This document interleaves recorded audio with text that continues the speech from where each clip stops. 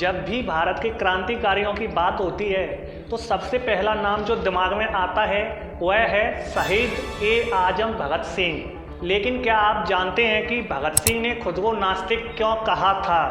आखिर वे ईश्वर में विश्वास क्यों नहीं करते थे? क्या यह उनकी क्रांतिकारी विचारधारा का हिस्सा था या फिर इसके पीछे कुछ और कारण थे? तो आज की वीडियो में बात करेंगे भगत सिंह नास्तिक क्यों थे और हंसते हंसते फांसी के फंदे को कैसे चूम लिया और क्यों कहा अगर मुझे फांसी भी दे दी जाए तो मैं खुद को भाग्यशाली समझूंगा क्योंकि मेरा सपना पूरा हो रहा है। वीडियो शुरू करने से पहले आज 23 मार्च को उन सभी क्रांतिकारी वीरों को मेरा नमन।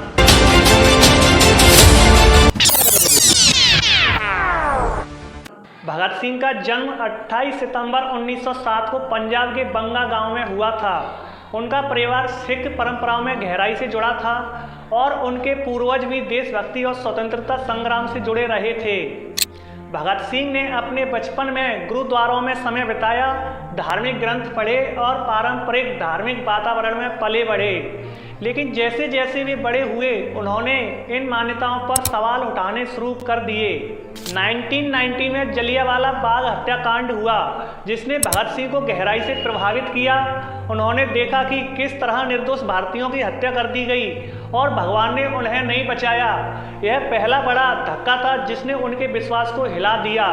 इसके बाद 1921 में जब महात्मा गांधी ने असहयोग आंदोलन को वापस लिया तो भगत सिंह जैसे युवा क्रांतिकारी नेताओं ने सोचा कि अहिंसा से आज़ादी नहीं मिलेगी। उन्होंने हिंसक क्रांति का मार्ग चुना और हिंदुस्तान सोशलिस्ट रिपब्लिकन एसोसिएशन संगठन से जुड़ गए। भगत सिंह ने जेल में रहते हुए 1930 में एक लेख लिखा, मैं नास्तिक क्यों हूँ। इस लेख में उन्होंने बताया कि कैसे उनके धार्मिक विश्वास धीरे धीरे खत्म होते गए और उन्होंने ईश्वर की अवधारणा को पूरी तरह नकार दिया।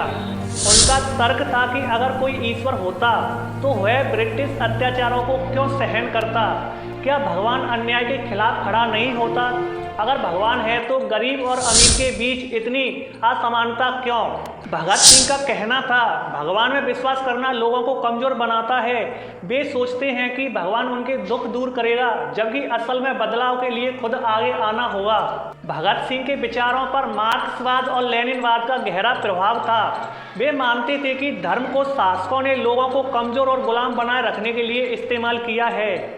भगत सिंह ने लिखा था कि धर्म तर्क और विज्ञान का सबसे बड़ा दुश्मन है। उन्होंने कहा कि समाज को न्याय और समानता पर आधारित होना चाहिए, ना कि धार्मिक मान्यताओं पर। इसलिए वे नास्तिक बने और उन्होंने भगवान को पूरी तरह नकार दिया। भगत सिंह की नास्तिकता को लेकर समाज में कई तरह की प्रतिक्रियाएं थीं। उनके कुछ साथी भी इस पर आश्चर्यचकित थे। 23 मार्च 1931 को शाम 7:30 बजे ब्रिटिश सरकार ने भगत सिंह, सुखदेव और राजगुरु को लाहौर सेंट्रल जेल में फांसी दे दी। इन्हें लाहौर षड्यंत्र केस में दोषी ठहराया गया था क्योंकि इन्होंने लाला लाजपत राय की मौत का बदला लेने के लिए ब्रिटिश पुलिस अधिकारी जॉन सॉन्डर्स की हत्या की थी। आमतौर पर फांसी की सजा सुबह दी जाती थी, लेकिन ब्रिटिश सरकार ने जनता के आक्रोश से बचने के लिए इसे शाम को ही अंजाम दे दिया। जब जेल अधिकारी उन्हें फांसी देने आए तो भगत सिंह, सुखदेव और राजगुरु एक दूसरे को गले लगा रहे थे और हंसते हुए फांसी के फंदे की ओर बढ़े। और भगत सिंह ने फांसी से पहले कहा था, इनकलाब जिंदाबाद, इनकलाब जिंदाबाद। हमें हंसते हंसते फांसी पर चढ़ जाना चाहिए। कई लोग सोचते थे कि फांसी से पहले भगत सिंह शायद अपनी नास्तिकता को छोड़ देंगे और भगवान से प्रार्थना करेंगे, लेकिन ऐसा नहीं हुआ। उन्होंने आखिरी समय तक अपने विचारों को बनाए रखा और मुस्कुराते हुए फांसी के फंदे को चूम लिया। भगत सिंह इतने निर्भीक थे कि जेल अधिकारी भी उनके साहस से डर गए थे। जब उन्हें फांसी दी गई तो वहां मौजूद कई अधिकारी रो पड़े। ब्रिटिश सरकार को जनता के गुस्से का डर था, इसलिए उन्होंने भगत सिंह, सुखदेव और राजगुरु के शव को चोरी छिपे फिरोजपुर के पास सतलुज नदी के किनारे जला दिया।